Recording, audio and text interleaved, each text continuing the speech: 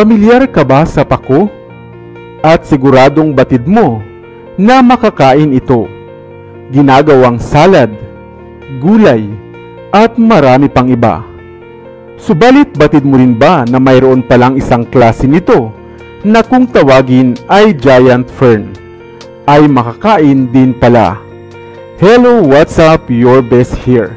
Sa video ito ay ating alamin kung papaano nga bang pinakikinabangan ang higanting pakong ito at bakit dito sa atin sa Pilipinas ay hindi nga ito madalas pinapansin. Ang mga halamang pako ay maraming klase at maaaring ilan nga sa mga ito ay maaaring kainin, katulad ng mga pakong ito. Ang mga pako ay isang uri ng halamang matagal na ngang nabubuhay sa mundo, na ayon nga sa pag-aaral ay mahigit na ngang 300 milyong taon. Mas matanda pa nga kaysa sa panahon ng dinosaur. Mayroong iba't ibang klase nito.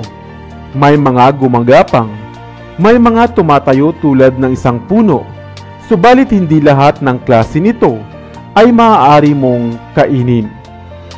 Maraming benepisyo sa kalusugan ng tao ang pagkain ng pako, lalo na nga kung ito ay hindi masyadong luto. Subalit mayroon palang isang klase nito na siyang pinakamalaki nga sa uri ng mga pako na pwede rin palang makain. Ito ay ang king fern, giant fern o Angiopteris invicta. Madalas itong makikitang tumutubo sa mga liblib na kabundukan dito sa Asia at sa Oceania. 6 puno ang pakong ito at tumataas ng hanggang 9 metro. Subalit hindi ang mga dahon nito ang maaaring pakinabangan, kundi ang mga puno nito na kung tawagin ay horseshoe tubers. Ito ay ang mga lumang puno ng tangkay ng dahon na direktang makikitang nakakabit sa mga puno nito. Kanila itong kinukuha sa ibang lugar upang i-preserve sa suka, panghalo sa bigas, ginagawang alak, at inilalaga na animoy ube bago ito kainin. Mayaman din ito sa harina at isang survival na pagkain, lalo na nga sa mga liblib na lugar. At tulad din ng mga nutrisyon na makukuha sa mga gulay na pako, mayaman din dito ang tubers na ito.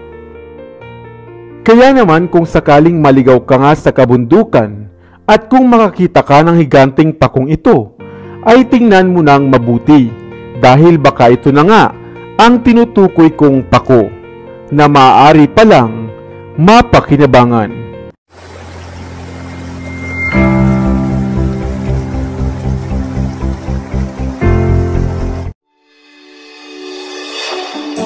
Pamilyar ba kayo sa punong ito? Kadalasang tinatawag na puno ng kapok o puno ng bulak. Subalit batin mo ba na ang mga bunga pala nito na madalas kinokolekta bilang palaman sa mga unan ay makakain din pala? Hello, what's up? Your best here. Sa video ito ay mamangha sa mga kakaiba pa palang gamit at pakinabang sa tao ng puno ng kapok o ng kapok tree. Dahil kung marami nito sa inyong lugar, ay marapat na malaman mo ito para iyong mapakinabangan. Ang kapok o puno ng bulak ay isang tumataas na uri ng puno sa hanay ng Malvaceae family.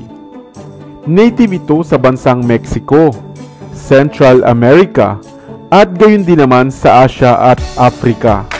Ang punong ito ay kilala sa ibang katawagan bilang silk cotton tree, kabu-kabu, kekabu o kapok tree, at may binomial name na Shiba pentandra. Binansagan itong kapok dahil sa mga bulak na maaaring makuha sa mga natutuyong bunga nito na kadalasang ipinapalaman sa mga unan, lalo na nga sa mga probinsya. Tumataas ang puno ng kapok hanggang 73 metro at minsan ay 77 metro na siyang ang naitalang pinakamataas na puno nito na matatagpuan sa Africa. Ang mga bulaklak ng kapok ay mainam naman na pinagmumulan ng nektar para sa mga bubuyog at mga paniki. Subalit maaari mo rin palang kunin, i-blanch upang kainin. Ang mga bunga naman nito ay naglalabas ng mga puting fiber o bulak sa tuwing ito ay matutuyo na.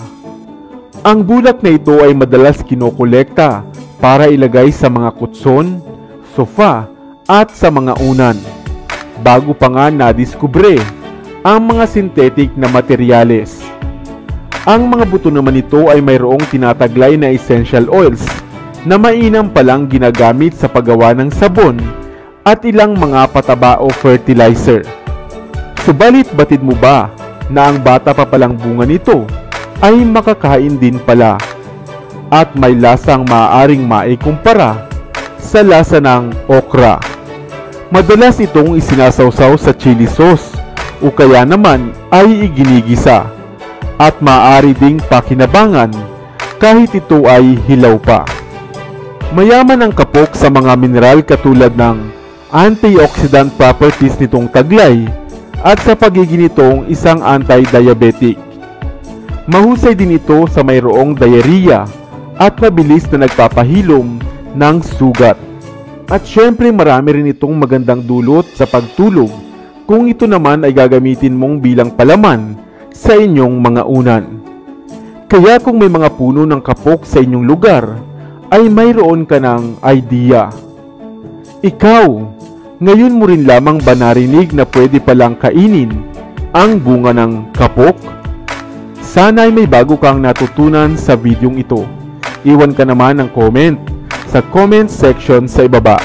I-like at i-share mo na rin para naman sa kaalaman ng iba.